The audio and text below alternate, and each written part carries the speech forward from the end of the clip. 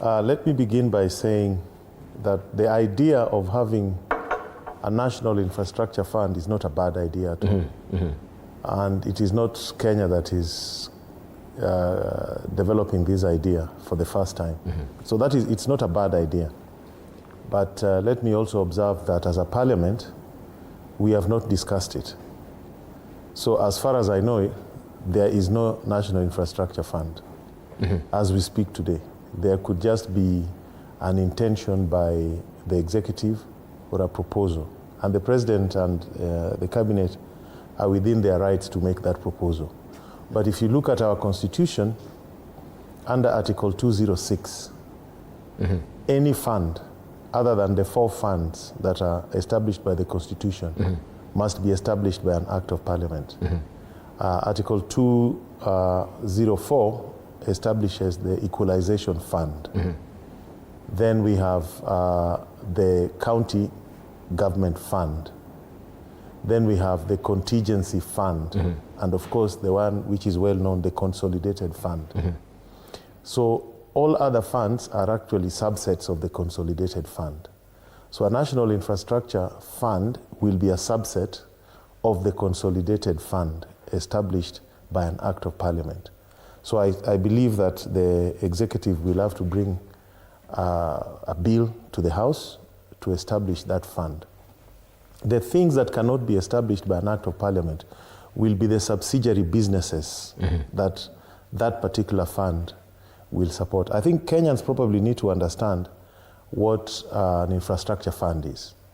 The difference is the way the projects are financed.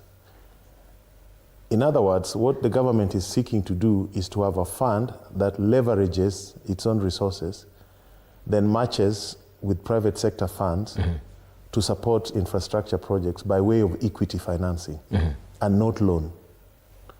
They will not be financing them as loans.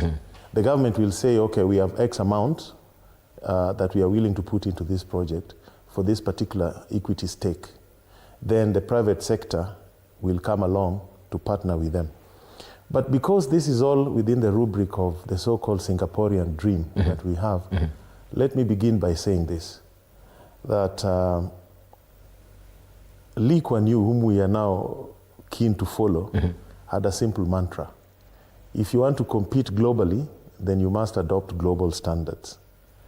It is a good thing to pronounce that you want to have an infrastructure fund, but it is a very risky thing to exaggerate the size of that fund. Because what came out of that cabinet meeting is that we are going to have a 5 trillion infrastructure fund. Let me give you some numbers, then you can see why that exaggeration is dangerous. 1, Kenya's total debt portfolio is 12 trillion. Inching up to 13, yeah. The external debt component, which is forex-based, is of just above 5-6 trillion, which is actually equivalent of $38 billion. If you say 5 trillion, that we are going to have an infrastructure fund for 5 trillion, you are talking about $38 billion. $38 billion. Our debt, half of our debt, which is externally, what we call external debt, foreign currency denominated, is just about $42 billion. We are struggling to pay that, and we are saying we are going to establish something at 38 billion. If you look at the National Investment and Infrastructure Fund of India, established in 2015, with the size of the economy of India, is $5 billion. $3 billion by the government of India, $2 billion by other players, non-government players, like Temasek of Singapore has also invested in there. If you look at the South African Infrastructure Fund, which is run by DBSA, the bank in South Africa, is 37 billion rand, which is about 8 billion Kenyan shillings. If you look at the other fund, Saudi National Infrastructure Fund, with all the oil, all the dollars they have, is $53 billion. Yeah. If you look at there's also a private one in Africa. Africa Infrastructure Fund, yes, which is focusing on new economy, digital infrastructure, energy transition, mobility and logistics. That one is at $2.5 billion dollars. So to say that Kenya will establish an infrastructure fund of $38 billion, $38 billion, other than making a political statement, is entering the market on the wrong footing. In other words, we are not respecting what Lee Kuan Yew said.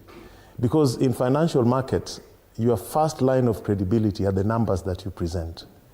So it is very important that if the government wants this thing to succeed, then they must bring a proposal that has credible numbers. Any analyst, financial analyst, will just look at the proposal and look at the data very quickly and say this is more of a political statement or a political narrative than a serious financial pitch. So that is the first problem I have with it.